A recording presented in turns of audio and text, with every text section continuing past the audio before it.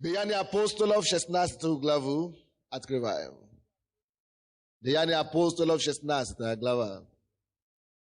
Будем читать с 20 по 26 стихи. 20 по 26 стихи. 16 глава, Деяния, 20 по 26. И приведшие их воеводам сказали: эти люди, будучи иудеями, возмущают наш город и проповедуют обещай, которых нам, римлянам, не следует ни принимать, ни исполнять. Народ также восстал на них, а воеводы, сорвавши с них одежды, велели бить их камнями, палками. И давши им много ударов, ввергли в темницу, приказавши темничному стражу крепко стеречь их. Получив такое приказание, он врегнул их во внутреннюю темницу, и ноги их забил колоду. Около полуночи Павел и Сила, молясь, воспевали Бога. Узники же слышали их. Вдруг сделалось великое землетрясение, так что поколебалось основание темницы. Тотчас отворили все двери, и у всех узы ослабели. Вы слышали эту историю много раз. Но сегодня ты не только будешь слышать историю. Сегодня ты будешь измениться вместе с этой историей. Кто-нибудь слышал меня? Я говорю тебе, что будет. Эта история изменить. Ты не будешь, ты уже читал, ты уже слышал, ты уже прочитал проповедь об этом. Но сейчас Бог хочет менять тебя с этой историей. Ты будешь... Так что, как ты слышишь проповеди, переворачивайся, когда твое сердце будет переворачиваться. Когда твой дух будет переворачиваться, иди вместе с твоим духом, не сопротивляй. И будь таким, каким Бог тебя поставит и переделает через эту проповедь. Потому что когда Он это делает, когда ему удастся менять и переделать тебя, как ему хочется, тогда тема этой проповеди исполнится в твоей жизни. А тема такова: хвала откроет тебе любую тюремную дверь. Хвала. Длинная такая тема проповеди, обычно у меня короткая, но на этот раз длинная. Напиши, если ты пишешь. Хвала открой тебе любую дверь. Любую твою закрытую дверь. Любую. Вы слышали эту историю?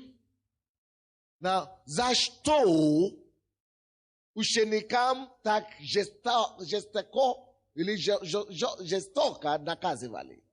За что? У них только один грех на душе.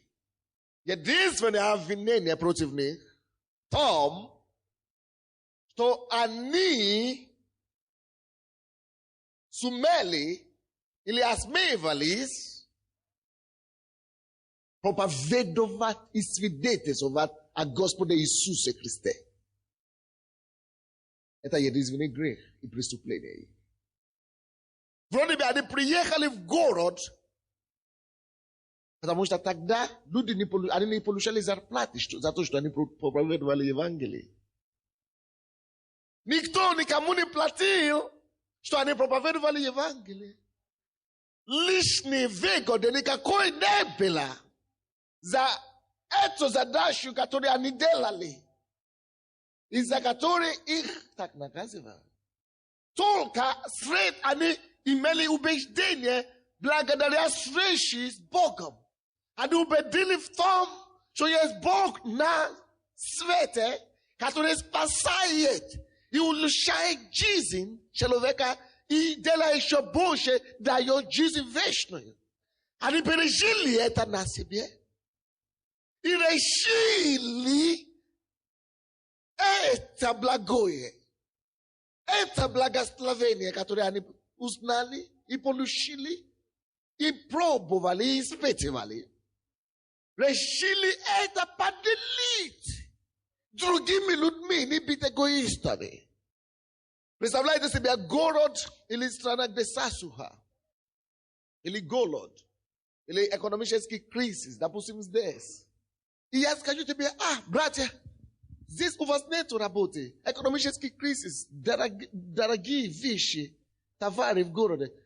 Тут на Троещине или возле нас, где-то здесь, в Святошине, открылось СП, совместное производство, или как? Совместное предприятие. И на это предприятие минимум склад это $500.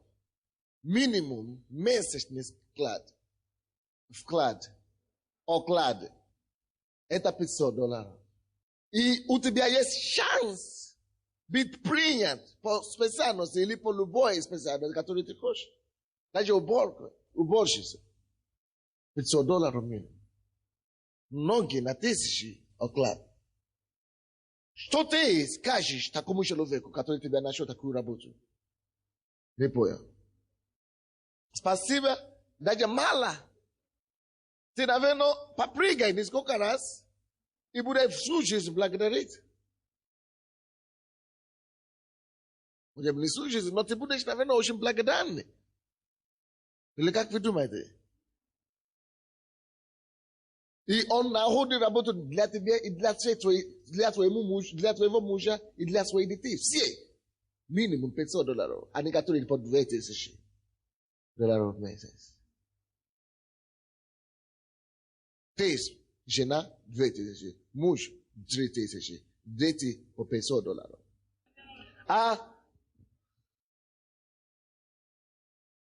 Это просто человек, который тебя не знал. Просто он услышал об этом, получил такую работу и решил тебя тут видеть твое бедственное положение. И решил как-то, потому что он не эгоистичный человек, как-то помочь тебе с этого состояния. Вот с кем мы можем сравнить учеников, которые Павел и Сила, которые поехали проповедовать этот город. Вот на современном языке то, чем мы можем сравнить то, что они делают. Так? Они слышали об Иисусе, пережили встречу с Иисусом.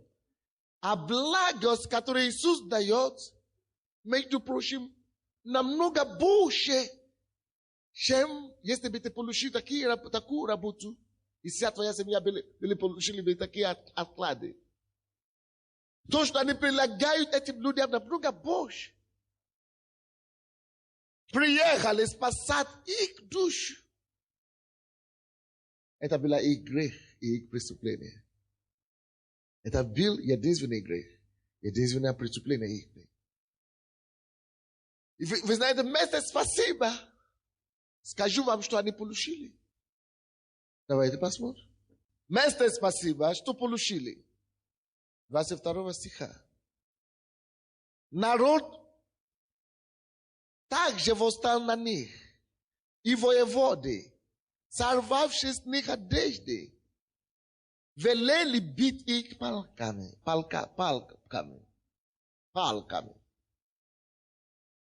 Что делали, что они получили вместо спасибо, вместо благодарности?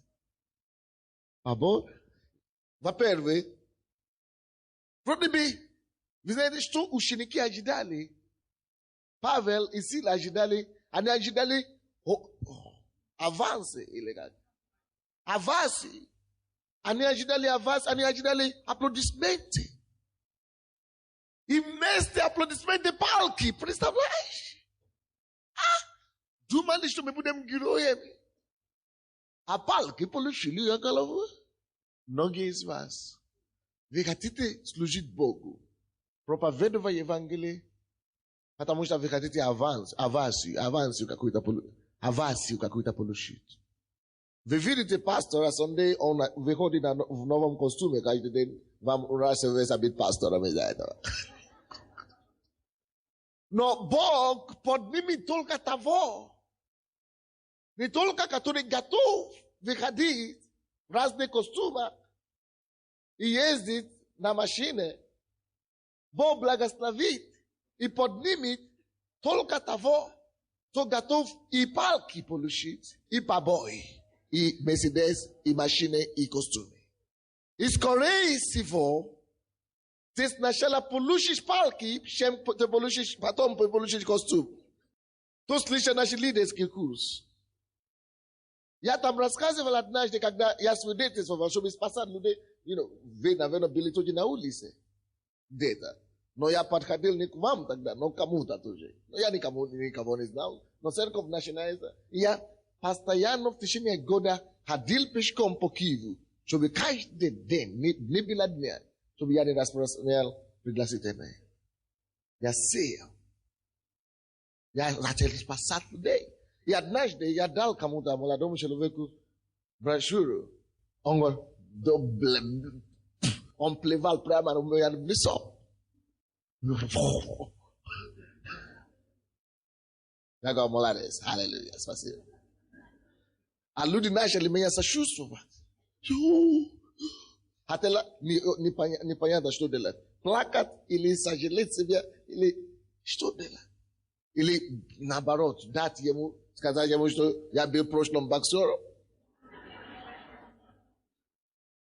Разные реакции идет внутри. Но потом ты помнишь, ради чего ты это делаешь. Только одно нужно потом делать. Все равно благодарить Бога. Как это ты можешь выйти из такого положения и благодарить Бога? Это ту стадию, на которой Господь хочет поднять нас. Чтобы когда мы будем служить Господу, и служа Господу, мы не только ожидали овации, чтобы мы не только ожидали аплодисменты. Если тебе дадут палки, благодари Бога за палки. Сможешь ли ты благодарить Бога за такое? Сможешь ли ты, или пока легко, это говорит, пока нету палки. Но твоя вера должна быть достаточно взрослая, достаточно зазревшая,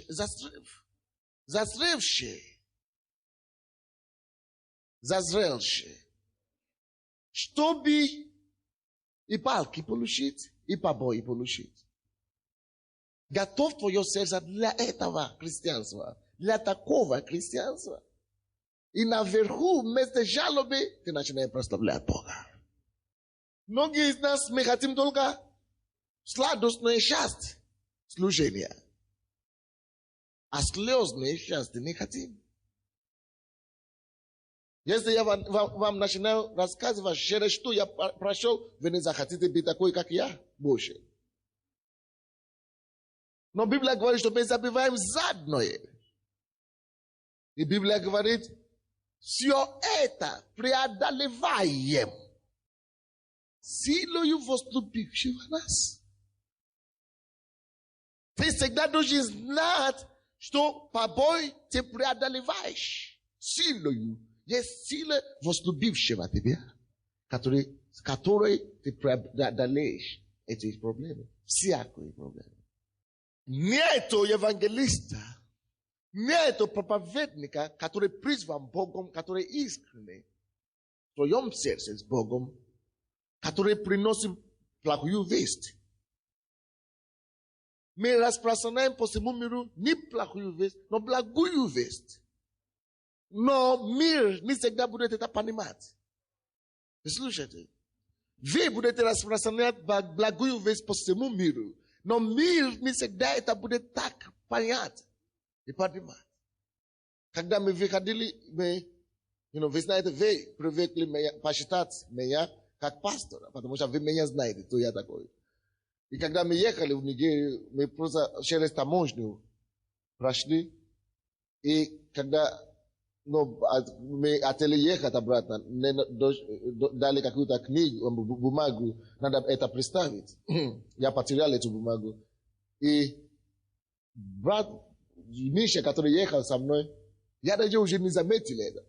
Он говорил, как этот таможенник со мной разговаривал, что как с человеком, как с человеком второго сорта, как что, куда потерял? Как дурачок, говорит. Как это теперь? Я говорю, я не потерял, у меня дома лежит, я просто не знал, что надо было взять. Вот как это не знал? Короче, он издевался, так как он хотел. Я даже не обращал внимания на это. Но зачем обращал внимание на это, когда я знал, кто я такой? И ради кого я это, я могу такой, это, я даже, он говорил, что он бы не хотел, чтобы такое повторилось. Потому что он это чувствовал. Рядом. А я уже это не чувствую. Потому что я проходил такое, когда мне уже все равно одинаково принимаю оскорбление и похвалы. И ты должен быть такой. Ты хороший человек, когда ты несешь Евангелие. Ты не несешь что-то плохое. Ты несешь что-то хорошее. Но ты будешь встречать двух людей. Две группы людей. Люди, которые будут тебя принять красным ковром. Есть такое понятие на русском?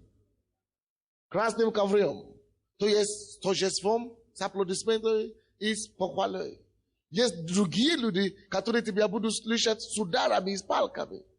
Если ты научишься одинаково и принять красный ковер и похвалы, ты будешь иметь успех в твоем христианском общении. Но если когда красный ковер раскрытый, ты начинаешь радоваться и восплещать, и говоришь, я такой важный, видите как? Я уже стал, видите как? Тебе нравится, ты радуешься. А потом, когда палки пришли, ты начинаешь жаловаться и роптать, и еще даже проклятие высвобождать. На них ты не будешь расти благодати Божией. Ты не будешь иметь особого успеха в твоей жизни. Я гарантирую тебе. Поэтому я говорил вам с самого начала, что вы слышали эту историю много раз. Вы слышали эту проповедь много раз. Проповедь на эту тему много раз. Но сегодня ты не просто слушаешь историю. Бог будет менять тебя через эту историю, самую историю, которую ты очень хорошо знаешь. Когда Бог начинает тебя раздевать и переменять, как ему хотелось и хочется, меняйся с ним. Двигайся с ним. Переворачивайся с ним. Многих нету сегодня на служении. Но значит, это именно вам надо это. Потому что если вы это поймете, вы переживете любую ситуацию, когда остальные падают. Кто-нибудь слышит меня? Когда остальные жалуются, падают и так далее, ты будешь спокойный. А потом Библия говорит, что придет другой день, когда он тебя поднимет. Эти, которые не выдержали, когда побои и так далее, начинают удивляться, почему ты такой успешный, почему ты такой передовой, прогрессивный. Они забили, что когда ты терпел и благодарил Бога, даже во время падения, они тогда не могли это нести. Когда ты слышал такую проповедь здесь, по четвергам, только Бог знает, где они сейчас. Это тебя подготовил, ты подготовил себя, ты знал истину, истину тебя поэтому и освободил. Поэтому ты знаешь, как реагировать в нужное время и разное время. Павел и Сила самые лучшие намерения пришли. Помочь этим людям, чтобы они не погибли, избавить их от смерти. Библия говорит нам, что тот же самый народ, того же самого народа, кого они стараются спасти, рискуя свою жизнь, Told you something narod. Возмутился на них. Потому что здесь не только, посмотрите сами, не только воеводы возмутили на них, 22 стих, народ также. И даже народ также восстал на них. И били их камнями. Когда воеводы били камнями, народ, вы знаете, что народ делал? Народ раздевал их. А тогда разорвать одежды, это не просто костюм разорвать, а потом оставить рубашку. Или брюки разорвать, а потом оставить трусы. То, что имеется в виду здесь, это значит, они полностью раздели их до ноги. На ноготы. Ты говоришь, кто? Павел, я имею в виду Павел. А ведь, вы знаете только о Павле, вы никогда не думали, что он стоял нагим, мужчина, Он стоял нагим перед тысячами людьми. Ты никогда не думаешь об этом. Ты много говоришь о Павле. О, Павел, какой муж Божий, я бы хотел быть как он. О, Павел, откровение получил. Сколько откровения. Это уже когда Бог прославил его. Но когда он был нагий, даже без трусов, перед женщинами и мужчинами и детьми, ты думал об этом. Хотелось бы ли ты быть в такой ситуации? Или женщина?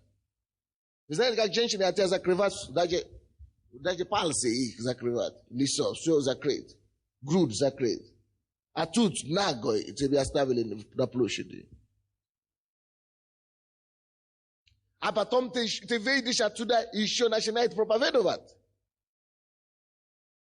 Некоторые из вас, вы захотите самоубийство совершить скорее.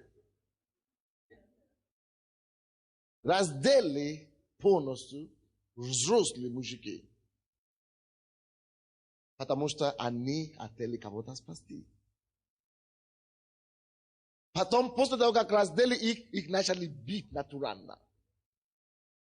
Я видел, как кому-то так относились, когда я был, мальчиком. Он был вором. И его поймали. В деревне. Его раздели и начали бить так. Я помню это зрелище до сих пор. Что дети делали? Дети подходили к мертвому органу и начали так бить. Он не имел выбора, он не мог ничего делать. Но я представляю, что так, каким же образом относились к Павлу, апостолу Павлу и Силе. Но какой же и грех! Они свидетельствовали об Иисусе. Проповедовали за то, что они верили, что они пережили, чтобы помочь другим. Это тоже пережить. Помочь другим перестать страдать. Помочь другим получить исцеление. Помочь другим получить вечную жизнь. Кто это делает из вас? Я это делаю каждый день, это моя жизнь. То свидетельствует другим из вас. То свидетельствует другим, чтобы спасать других. Хорошо? Ведь вы делаете за то, что вы делаете. Они делали то же самое, что вы делаете. Каждый день без страха, без проблем. Это они делали то же самое, то, что я делаю. Здесь, прихожу сюда, наоборот, вы аплодируете меня. Не. А вместо аплодисменты, они получили раздеты и нагости, и наготу, и палки еще. Сколько из вас сидящих, которые свидетельствуют о Христе, и я, включая с вами, сколько из нас готовы, чтобы мы просто пошли, сказали, что вы идите свидетельствовать, и мы разденем вам, как мы делали это. Сколько из вас пойдет свидетельствовать? Сколько из вас будет еще это делать? Чтобы на площади кричать, Майдан незалежность, его так раздели, так начали бить любой человек. Почему эти люди не сломались? Слушайте меня. После этого, почему они не сломались? Характер их. Морал. Почему они не разочаровались? Почему они не сказали то, что мы с вами бы сказали? Где же Бог? Многие из вас бы сказали, Бог, где ты? Ты освободил Седрах, Месах и Аведnego. Ты был Богом тогда. Почему ты не сможешь меня освободить? Ты бы сказал так. Ты бы сказал, я не понимал такого Бога. Все. Почему эти люди не сломались таким образом? Это проповедь для мальчиков. Не для младенцев. Слышите? Но что значит иметь то, что мы с вами имеем во Христе Иисусе? И еще иметь то же самое за то, что эти люди выдержали, что почему они могли выдержать, потому что они знали, что они имеют. Now, теперь мы с вами имеем то же самое, что они имели, и то, что дали им силу терпеть это всего. Мы имеем то же самое, и нас никто не раздевает сейчас. Нас даже палками никто не бьет. Но если наша ситуация дойдет до такого, сколько из нас выдержит?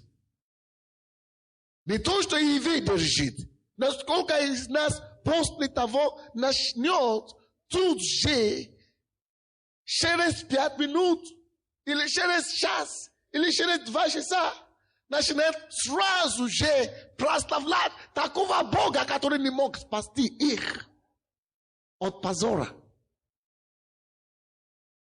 Многие из нас, мы бы не выдержали еще через 10 лет, чтобы опять прославить его. Мы бы даже через 20 мы бы не пришли бы в себя, чтобы потом прославить его. А они через несколько часов уже начинают петь, прославить этого Бога, который вроде бы должен бы их освободить. И не сделал это. Но что они имели, что они знали, который укрепила их, который способствовала их выдержать такое. Братья и сестры, смотрите на меня. Сколько из вас хотели бы иметь, то, что они имели, что дало им такую силу и благодать держаться. Кто хотел бы в сердце истинно иметь такую силу, такую выдержку. И такая просто стойкость. Кто хотел бы иметь честно такое? Господь, я прошу Тебя, дай мне такую силу, внутреннюю волю. Я прошу Тебя, дай мне такую благодать. Пройти через даже хуже позор ради Тебя и ради Царства. Во имя Иисуса Христа. Но, братья и сестры, вместо чтобы эти люди начали жаловаться. Вы слушаете меня? Что Господь не так больно. И палки, которые они использовали в то время, не то же самое, которые мы используем сейчас. Палки тогда были острые очень. Даже в некоторых палках ставили железные стержень, чтобы потом после удара, потом их дорого так. Чтобы раны специально пробить. И разрезать тело специально. Вместо чтобы искал бальзам или бандаж, бинты, пошли в тюрьму, да и спасибели. И сказали, Господь, Ты достоин, Ты Господь. Прия славу и честь и силу. В это время спина течет кровь. В это время сознание их, картина всей женщины и мужчины, которые смотрели на них голыми. И они пели, ибо Ты достоин. Прия славу и честь и так далее. И понимаете сейчас, почему мы в наших условиях сегодняшних должны и руками, и зубами, и ногами держаться за Иисуса. Даже если ты больной раком, каждый день проводить только в том, чтобы прославить Бога. Какое бы условие ты ни находился, как бы тебе не плохо, So by każdy des utrar dowiesz sudawosem, sudlipka w rukach, a my w glazach praslawlać Boga постоянно. Если они смогли в том условии прославить Бога, то тогда чем мы занимаемся с вами? Кто-то скажет, я занят, чтобы прославить Бога и так далее. Господь, сделай мою веру настоящей. Укрепи меня и дай мне откровение о Тебе. 24 стих. Получив такое приказание, он вергнул их во внутреннюю темницу, и ноги их забил в колоду. Что такое колоду? Это как, это самое, да? Цепи, как цепи, да? Ноги их, представляете? Не просто сидели в тюрьме, но еще цепи, скажем, цепи или колода в нога. Ходить даже нормально не смогут. В это время тех людей, за которые они страдали, так, ну, спят с женой, с мужем и с детьми, и живут нормальную жизнь. А они хотели их спасать. Многие из вас, вы даже не можете за себя страдать, тем более за других страдать. Слушайте меня. Если бы вы страдали за других таким образом, вы бы сказали, Господь, я же не за себя, это же не за себя, я страдал just так. Это же ради другого человека, это не ради себя. Я же хотел другому человеку помочь. А мне так постигло такое почесть. Но они не жаловались об этом. Почему? Они знали Бога. Вы слушаете меня? Они просто знали Бога. Они знали Бога. И они не жаловались. Вместо чтобы жаловаться, 25 стих, посмотрите, пожалуйста. Около полуночи Павел и Сила молились. Библия не говорит, что плачешь. Библия не говорит, что скорбаешь. Но молились. Библия говорит, воспевали Бога. После такого унижения за веру и за желание помочь другому. После такого позора за веру и за проповедь Евангелия, они пошли домой и сказали, Господь, мы благодарим Тебя, что Ты считали нас достойными страдать за имя Твое. Деяния апостолов, 4 главе, Библия говорит, это о чем они говорили. Ты раньше еще, у них уже было подобное. Мы благодарим Тебя, Господь, за то, что Ты считал нам достойными страдать за Твое имя. Что, чтобы страдать за имя Бога, что я страдаю за имя Бога, это еще то, что честь для меня, что Бог считал меня достойным страдать за имя Его. Братья и сестры, чему я веду этого всего? Станьте, чтобы слышать, что я скажу сейчас. Станьте. Я, чтобы вы стоя слышали. Стоя услышать то, что я скажу сейчас. Быстренько станьте. И вы еще присядете скоро. Потому что это очень серьезно. Почему я говорю вам эту проповедь? Я молился понедельника. Я приехал из Нигерии понедельник. Я был в комнате один с Богом до четверга. Один с Богом. И Бог мне дал 4 проповеди. Четверг я читал одну. Вчера я читал вторую. Третью я читал сегодня. Завтра я не буду читать проповедь. Люди не знали, поэтому их нету. Они думают, что завтра я читаю на завтра. Но завтра, то, что Бог мне дал, это другую тему. Это не проповедь. Это не учение. Tylko budem maliz, budem prastavlat Boga zawsze. Na через слово. Но сегодня последняя проповедь, и Бог мне открыл это место Писания. И почему Он должен это мне дать, чтобы вам передать? Потому что Он знал, что именно вы будете здесь в этом зале. Теперь, что Он хочет, чтобы дошло до вас? Я хочу это вам сказать, чтобы вы никогда не забыли, поэтому я сказал, станьте, чтобы слышать, чтобы это вошло в ваш дух, и чтобы вы не забыли никогда. Эти люди страдали, все это оскорбили их, унижали их, уже хуже слова найди, что угодно. Но после всего этого, они вошли в комнаты и говорят, Господь, мы благодарим. Мы благодарим. А потом начали петь. Да, стоите, Господь. После всего унижения, оскорбления и издевательства. Но что Бог хочет сказать тебе и мне об этом?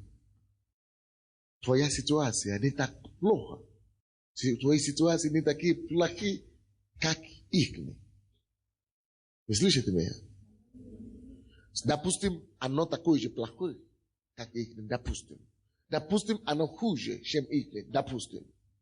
Но Бог хочет, чтобы я тебе сказал сегодня.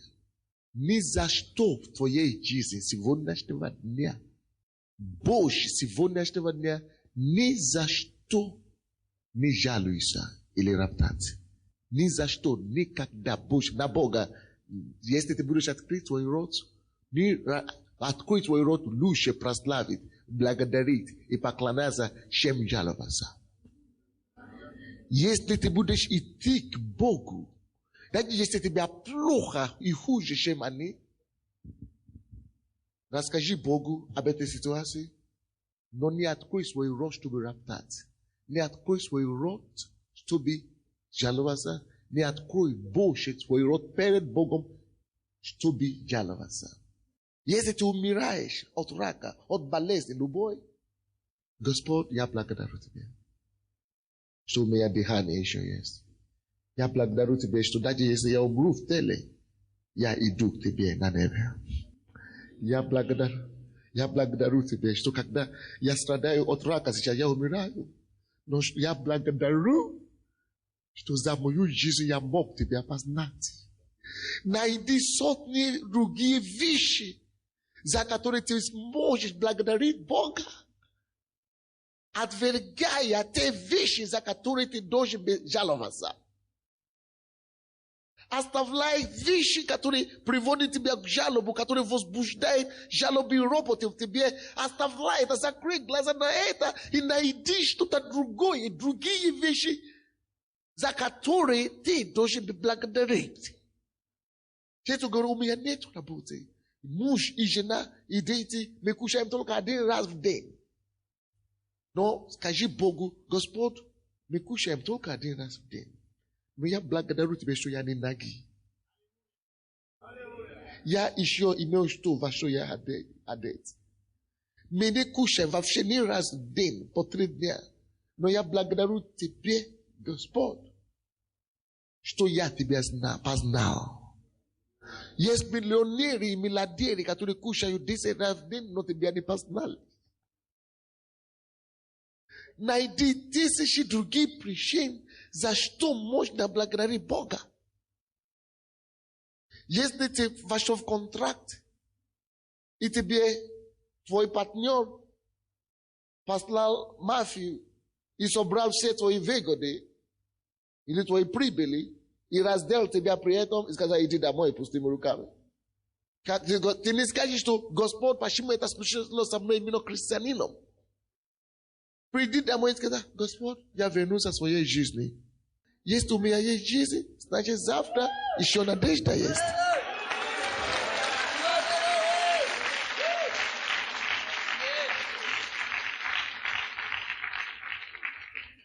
Найди 100 тысяч причин, за которые можно благодарить Бога на каждую любую причину, повод жаловаться.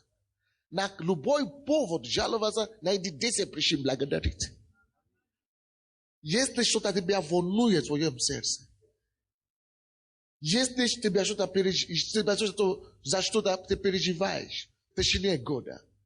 Za vez de kaber, te ne Bog ne bude pereživa za ne, te bude blagodati Boga za to što on najdio для тебя решение и выход с этой ситуации. Ты начни благодарить Бога за не.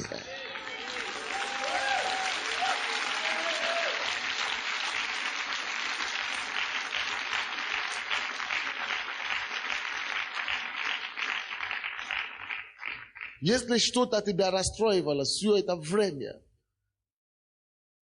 прими решение завтрашнего дня, все то, что тебя расстроило, ты начни благодарить Бога за то, что вещи другие, которые тебя не расстроили все это время. И за то, что Он найдет тебя решение и ответ и выход. За это выход, который будет, который ты еще не видишь и не чувствуешь, начни благодарить Бога сейчас. Многие из нас с вами, мы страдаем не из-за того, что мы хотели другим помочь. Мы страдаем из-за вещей, которые мы сами на себе овалили. И мы еще и жалуемся. Даже если это не по нашей вине мы страдаем, благодари Бога, что ты еще можешь говорить. Что у тебя еще дыхание есть.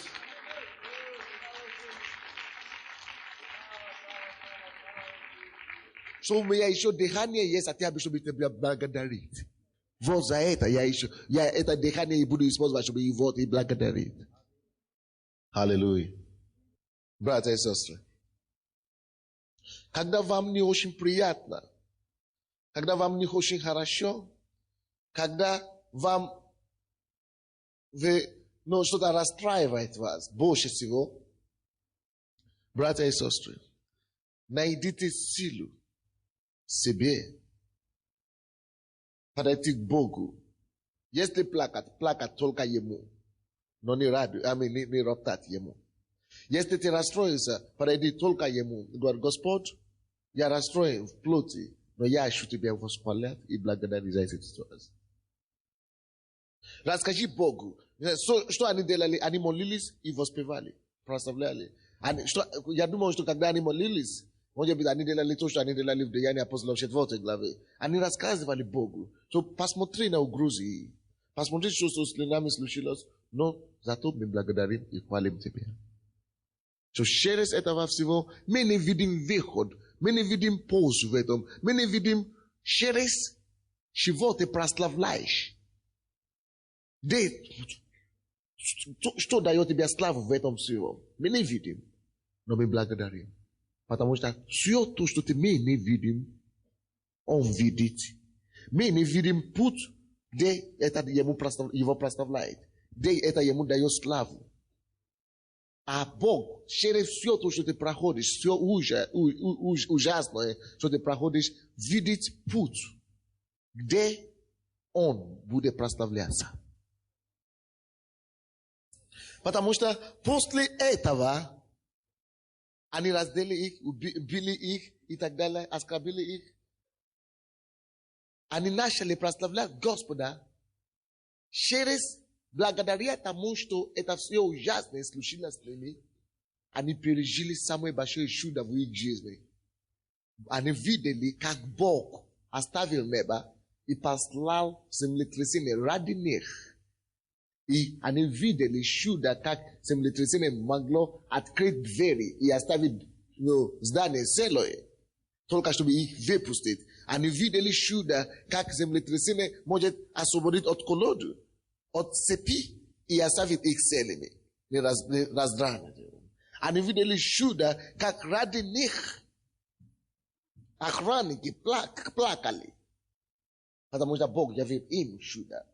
И через это охранник спасся, весь его дом спасся. Потом это был ключ к пробуждению в этом городе.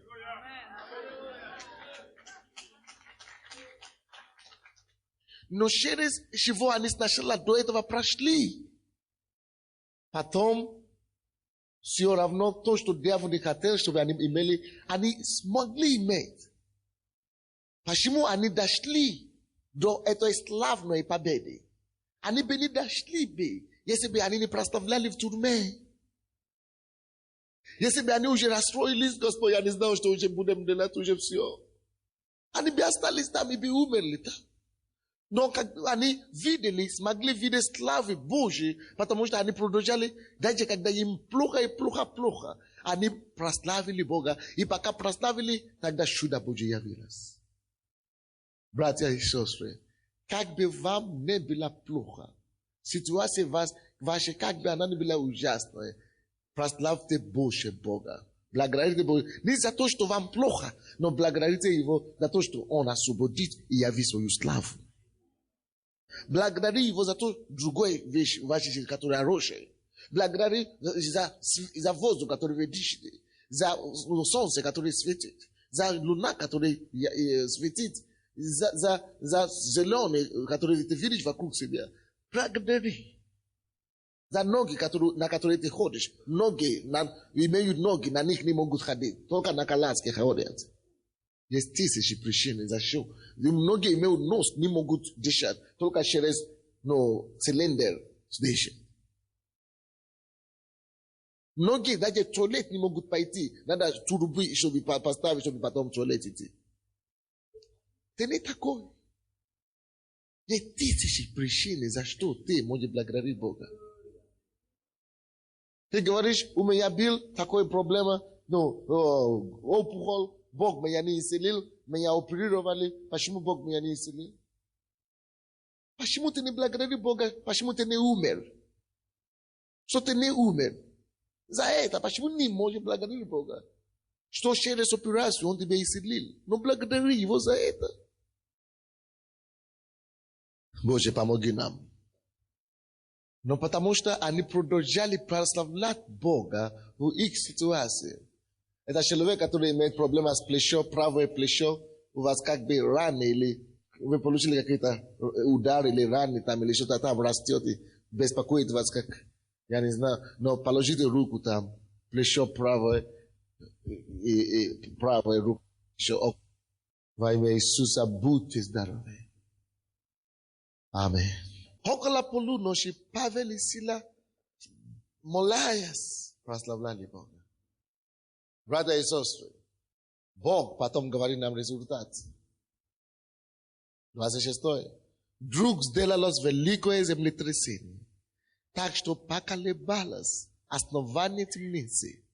Тотчас отворились все двери, и у всех узы ослабили. И у них все узы, и у всех узы ослабились.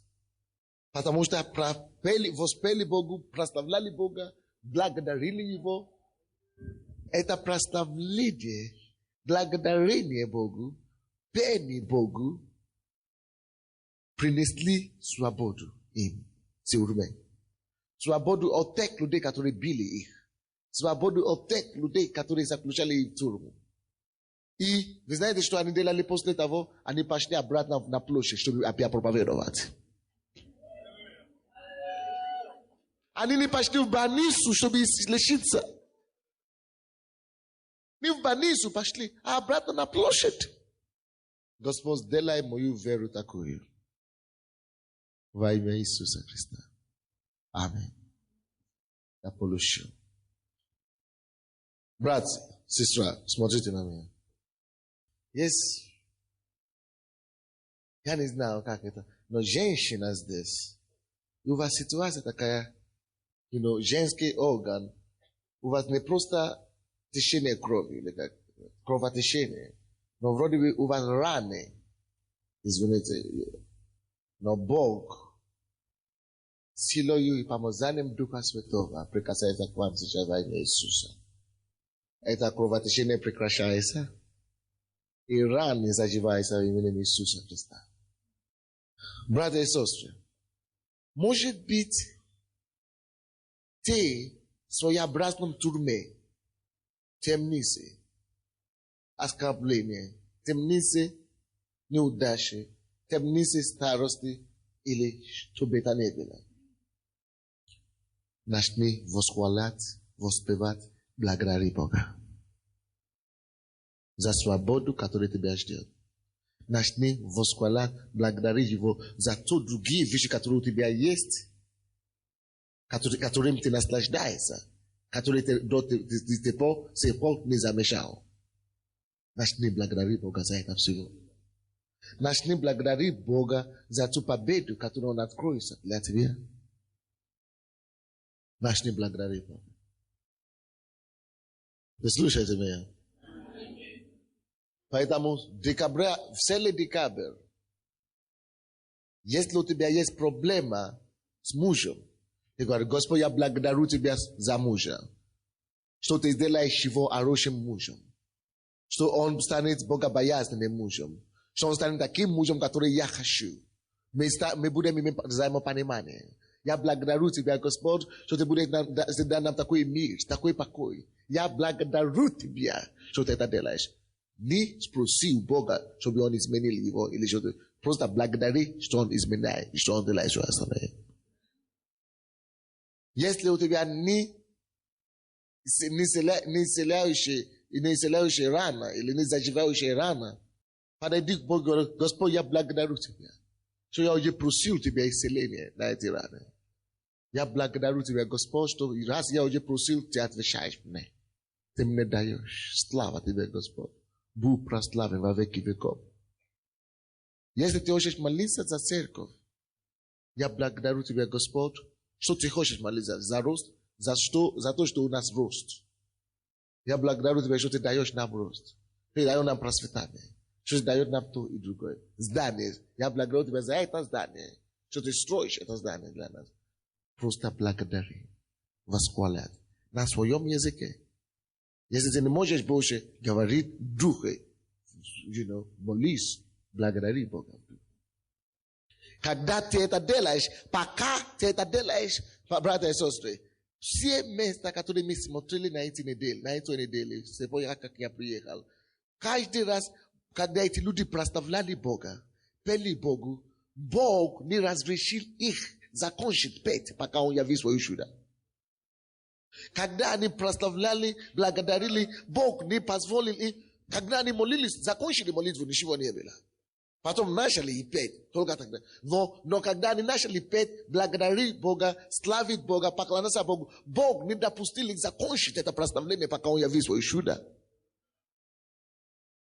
Здесь то же самое. Библия говорит, пока они пели, воспевали Богу, Бог и стражи услышали их. Пока они еще слышат, что они поют, землетрясение пришло, освобождение пришло. Продолжай петь, пока ты еще поешь, твое спасение пришло.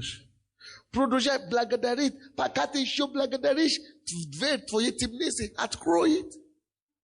Продолжай поклоняться, пока ты стоишь на колени, поклоняйся, ты увидишь, что ты уже не в тюрьме, ты уже не в темнице, дверь уже давно открыта. Молюсь, чтобы вы все приобретали эту кассету. Вам понадобится. Когда что-то плохо, включи ее. И питай свой дух. И знай, что тебе надо благодарить Бога. В твоей тюрьме, в твоей темнице, хвала Богу откроет дверь тебе. В твоей душевной темнице, хвала Богу открой дверь, и ты выйдешь на свободу. Твоей физической темнице, хвала, твое благодарение Богу открой дверь, и тебе выведет наружу. В твоей одиночном темнице, хвала и благодарение Богу открой и тебе дверь, и тебя выведет на свет. Не перестань хвалить. Не перестань благодарить, не перестань поклоняться. Пускай это будет образ твоей жизни. Одно место Писания мы закончим, Колоссянам. 3 глава 16 стих. 3:16. Колоссянам 3:16. Слово Христово да селается у вас обильно, во всякую премудростью, научайте и разумляйте друг друга псалмами, славословием i duchownymi pesniami, благодати воспевая в сердца ваши Господу. В своем сердце, на работе, воспевай Богу. Но, вы знаете, это будет тяжело вам делать, пока Слово Христово не вселяется в вас обильно. Если ты видишь, что тебе тяжело благодарить, тебе тяжело прославлять, тебе тяжело поклоняться, начни читать Библию. Начни читать Слово. Начни наполнять твое сердце Словом Божьим. Когда Слово будет обильно в твоем сердце, ты начнешь, ты не замечая это, сам себе петь, сам себе радоваться. И другим петь, и другим учить петь. Я уже сказал в офис администратора нету. Кто-нибудь из духовной административной не слушает. Я приехал, первый день, я звонил в офис, или второй день. Я сказал, чтобы секретарь, я заказал, чтобы напечатали все песни, прославления, слышали? Все песни, которые мы поем в этой церкви. Пели, которые мы больше не поем, которые мы пели когда-нибудь, все, и те, которые мы будем петь. Напечатайте все, распечатайте, сколько будет стоить, не важно, сколько будет стоить. А потом продавайте там на продаже. В этом декабре месяце вы должны это делать. Я вообще сказал, на следующей неделе, в следующее воскресенье эти должны быть готовы. Вы слышите меня? Есть в административной сфере, слышите меня? Это должно быть готовы. Ты начни молиться и благодари Бога за деньги, чтобы купить твои. Потому что это будет с собой в метро. Ты будешь петь себе в своем сердце. Ты будешь петь в трамвае. Ты будешь, чтобы ты ходил и жил, и постоянно хвала и прославление.